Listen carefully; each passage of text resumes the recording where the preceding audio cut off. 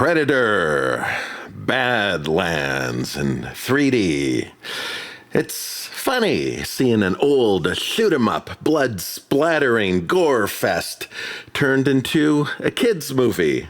Thanks in large part to making the enemies robots and plants, this makes murder and mayhem safe for the whole family. As for the 3D experience, it opens on a fantastic vista shot that looks out from within a cave-like structure, providing this delightful stereo frame from which the picture dives into a vast wasteland. And within moments, we are looking at microscopic bugs battle it out in the dust, giving us an entertaining macro photo stereo dance. This then pulls back out to a wonderful speeder bike ride, which you can see in the trailer that kicks off this fantastic 3D roller coaster of a movie. I have to say, although the trailer gives an honest overview of what this offers, it was so much better in the theaters.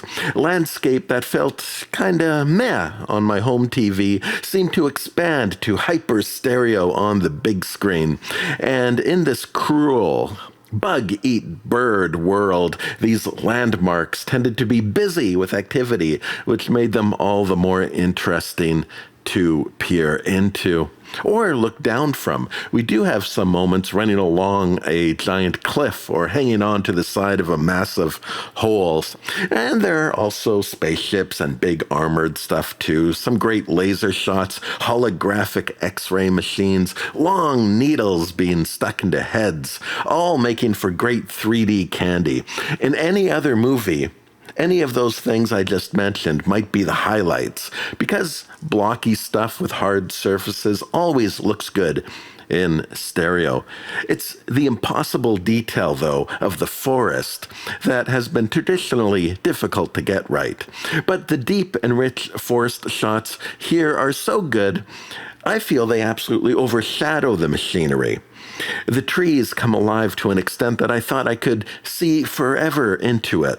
True, there are moments where this forest just felt like a hanging carpet, but that felt like the exception, not the rule. There are, of course, monsters, often in the form of stretchy vines that extend beautifully into the air, spindly tentacles that dangle around you. Many of these early beasts that we see are in the trees, and there's something about having something dangling that 3D loves. I've called it the fishbowl effect.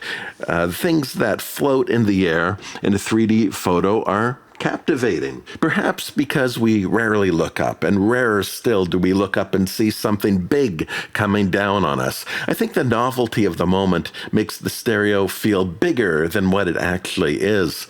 There are other crazy things too many to list. There are, in fact, so many details to see in these landscapes that it did compete with the movie itself for my attention. Many times I wish I could have paused or rewound it to take another look.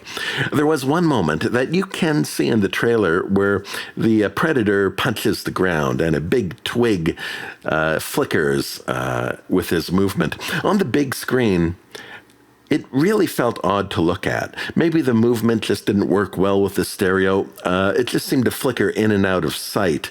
It's a rare moment where the 3D just felt broken, and I think it might have been best to just brush out that branch for the stereo edition. Also, 3D is not a great venue for subtitles, and their use here was inconvenient and, I think, unnecessary. Fortunately, this was mostly a movie told in action rather than words, and the depth placement of the titles was artful and considerate of the surroundings, so they worked with it as well as it could be. Story-wise, it's a hoot with hardly a dull moment. It is an antithesis of the original Predator, and perhaps Predator 2 as well. Not a criticism, just as an observation that this story felt like it came from a place that held considerable disdain for its source material, but nitpicking about it feels akin to complaining that Simba didn't eat Pumbaa in The Lion King. It's just got its own reality going on. I did find myself fascinated by one particular scene where the predator is using his Apple Watch to identify what plants could be used for medicine or what have you. It got me wondering, how much gear does it take before survival becomes camping? At what line does technology transform hunting into mere food processing? And is there a point where it may even transcend purpose itself? For example, given the chance, seals and sea lions would spend their days eating everything around them. It is only the fear of sharks that makes them eat just enough and then run home to safety. Being known as the hunter is as important as going on the hunt.